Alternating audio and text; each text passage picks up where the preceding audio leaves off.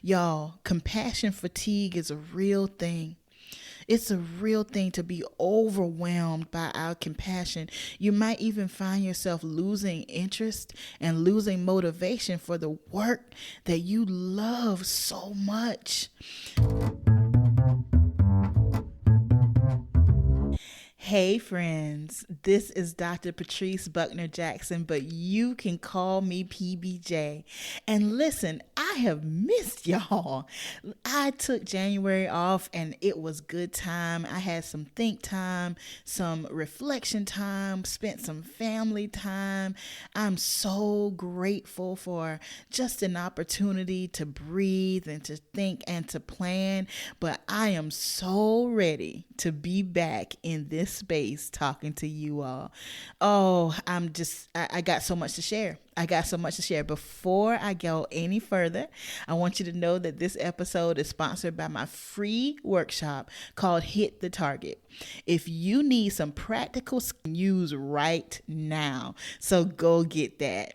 Now, you may have noticed that I did not introduce the episode as I normally do, and there's a reason for that. There's a reason for that, and I'm going to share more about that at the end of this episode. So y'all hang in there with me, all right? We got lots to talk about.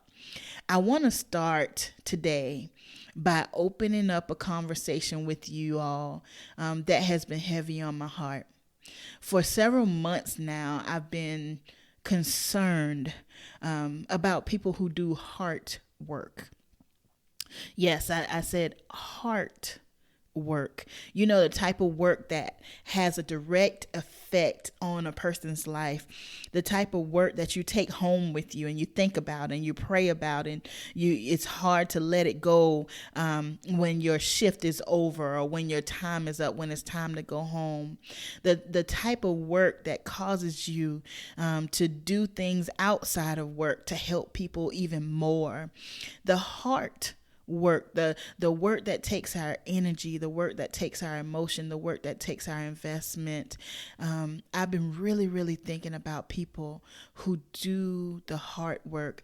I've watched how the pandemic has increased stress and pressure on our nurses and our teachers and our pastors and our counselors and social workers and higher ed professionals and guidance counselors. And that's just to name a few. There's so many of you out there. I see helping professionals who are fighting through the symptoms of burnout.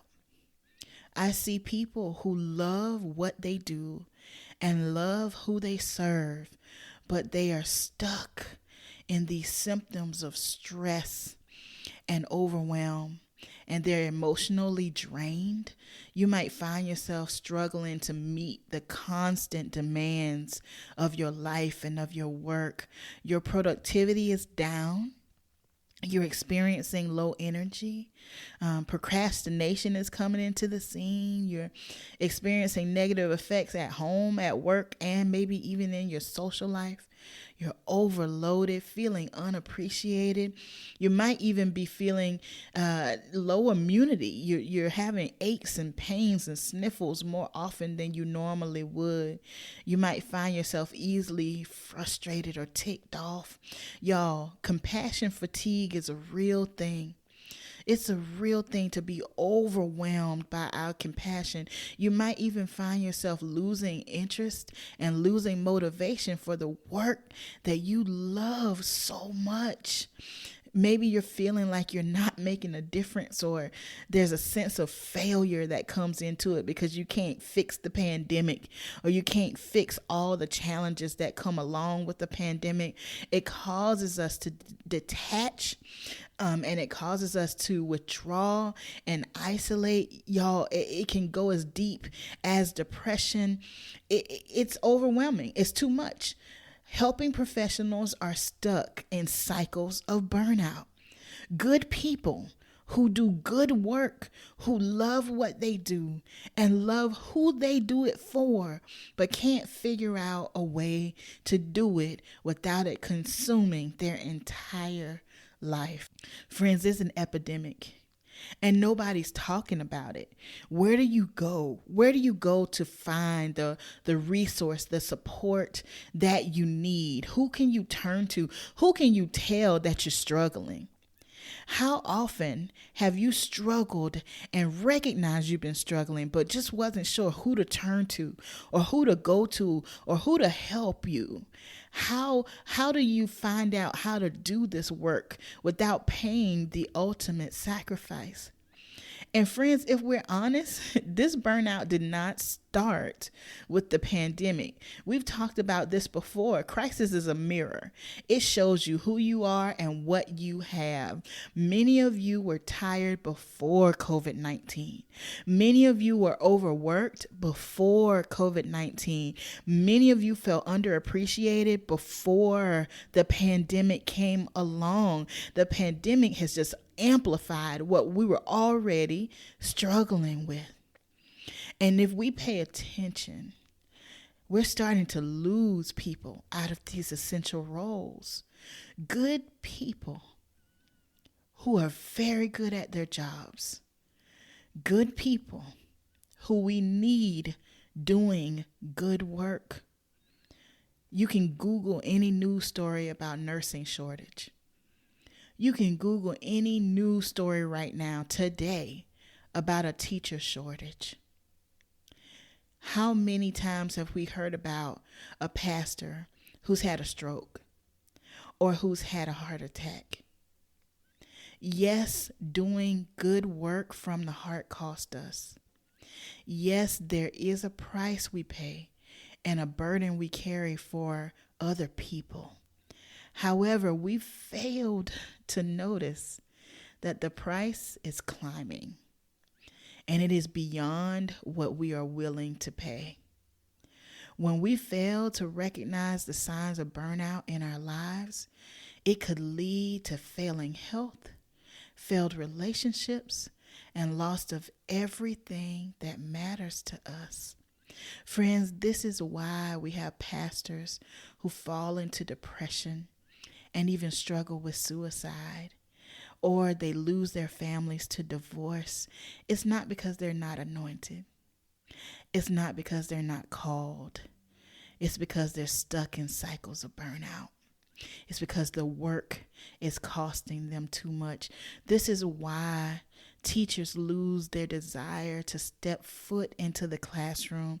It's not because they don't love their students. It's not because they don't love enriching young lives. It's because the work, the heart work, is costing us too much. This is why a nurse will walk away from healthcare with no other job and no other passion to do anything else. It's not because they don't love to serve. It's not because they don't love their passion or they're not good at nursing. It's because the heart work, the cost of the heart work has become too much. Friends, I've been there. I've experienced these cycles of burnout. As a matter of fact, for about 15 years, I was stuck in cycles of burnout. And ultimately, it cost me to walk away from a job that I loved. I loved who I served with. I loved who I served. I loved the work. But the cost of the work became too much. I literally got to the point that I could not do it one more day. One more day. I had ignored the signs and symptoms of burnout for so long that I lost my passion. I lost my job. And I lost a great portion of my health. I was concerned about my family. I've lost relationships. It doesn't have to be that way. It doesn't have to be that way. I'm so grateful that that's not where my story ends. I'm so grateful that there's a chapter after burnout. I'm so grateful that after my rock bottom experience, I learned how to recover. And I learned how to manage my life so I do not fall into that place again. Friends, if you are battling with the cycles of burnout, if you are a compassionate professional, if you are the person who does the heart work, I'm here to get your attention and tell you that it's time for a reset. And let me acknowledge that yes, there are so many things that our workplaces and our organizations and our companies could be doing for us. Absolutely, I agree. But let me tell you and let me encourage you that it is time out for us to wait for other people or other organizations to do for us what we know that we need. It is time for us to be our own advocates and to do the thing that we can do to make this better for ourselves while our organizations learn how to catch up. It's time for a reset. In my process of healing, I had to figure it out, y'all. I had to figure out what I could do to do the work I know I'm called to do without being consumed by it. So reset is what I learned. The first thing I had to do was recognize the signs. For so long, I pushed and pushed and pushed myself. I can do it. I'm fine. I got it. Summer will be better. The end of the semester is coming. Next month is not as busy. I was always making excuses for me to keep going. I got to keep going. I was afraid of what would happen if I stopped. If I stop, it will all fall apart. If I stop, everything will just be in shambles, just be in pieces. I can't stop. If I stop, everybody else is not going to be okay. So I was paying the ultimate price of myself because I refused to recognize that it wasn't good work I was doing. It wasn't success. And let me take that back. I was doing a lot of good work. Yes, I was. I was doing a lot of good work, but I was allowing it to overwhelm me, and it was costing me too much. And I failed to recognize the signs of burnout before I got to the point of rock bottom. You got to recognize the signs. The next thing I had to do is I had to escape the madness. I had to find a place of quiet. I had to find a place of calm. I had to figure out how to get some think time. I was so busy, not productive. I was so busy that I couldn't even think, plan, vision, take a step back. I was caught in these cycles, y'all, and I didn't know how to escape. I didn't see a way out. So I had to find a way to escape the madness. I had to search for evidence. When you're stuck in the cycles of burnout, it will convince you that you don't bring value. It will convince you because you're not able to be all things to all people that you are failing, that you are a failure. And that is not the truth. That is a lie. And we need to address that lie. If you are a person who is listening to me right now and this is your life and this is what you're going through, that tells me that you have impacted a lot of people, that you have done a lot of good work, that you have a lot of accomplishments under your belt. We're going to learn to look at the evidence of who we are and not listen to the lies. You got to search for evidence. The next thing I had to do is establish boundaries. A city without walls becomes vulnerable to every attack. And I allowed my walls to come down. See, you teach people how to treat you. I taught people that I was always going to be there for them, so they always called me. I taught people that I was their solution and their answer, so they always came to me when they had a problem. I taught people that I was going to give my everything for them no matter what, so they expected everything. You've got to establish boundaries for yourself because people will treat you how you train them to treat you. And the last thing I had to do is I had to learn how to take a stand for myself. Y'all, listen, I'm not talking about stepping out of your character I will never encourage you to step out of integrity, but I do believe that we need to stand up for ourselves enough to recognize that we are not to be doormats, that we're not to be stepped upon, that we can speak up, that our voice is important and that it carries weight. And we need to be our first advocate in taking care of ourselves. We've got to move away from expecting other people and organizations to be our first advocate. I am now my first advocate, looking out for me so that I can serve others. So in Take a Stand, we are talking about looking out for you so that you can continue serving others. It's time for a reset. It is time for a reset. It is time out for being caught in these cycles of burnout. You need to recognize the signs of burnout. It's time to escape the madness. Get out of that cycle. Search for evidence. Know the value you bring to the table. Recognize that value. If you don't know it, nobody else will. It's time to establish boundaries. Put your walls up. Put your protections up. And it is time to take a stand for yourself. It's time for a reset. Y'all, this new place of work-life harmony is real.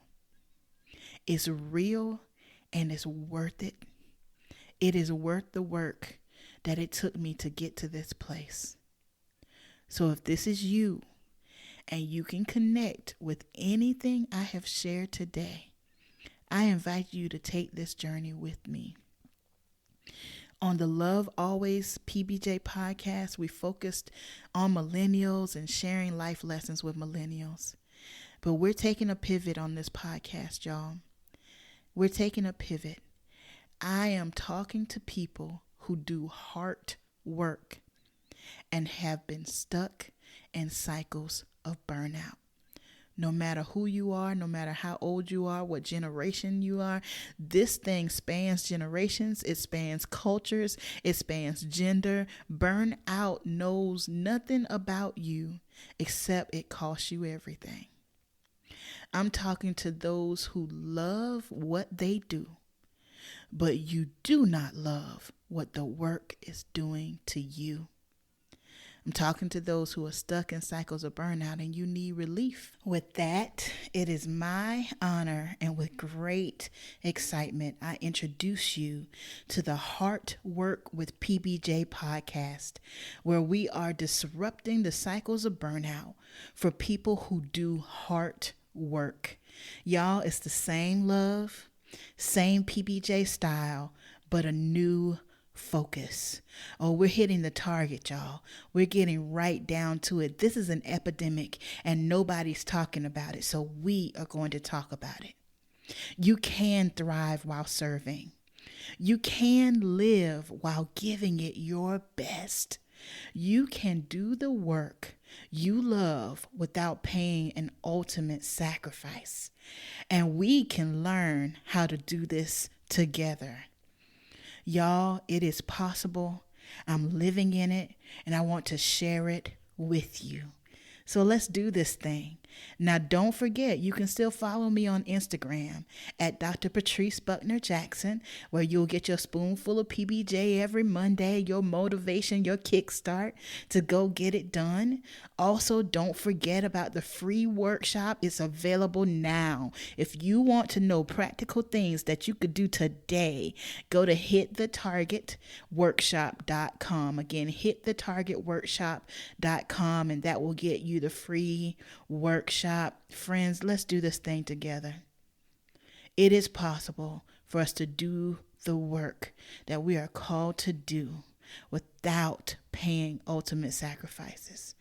We can keep serving without forgetting to live. And that's what we're going to do. So there it is, my friends.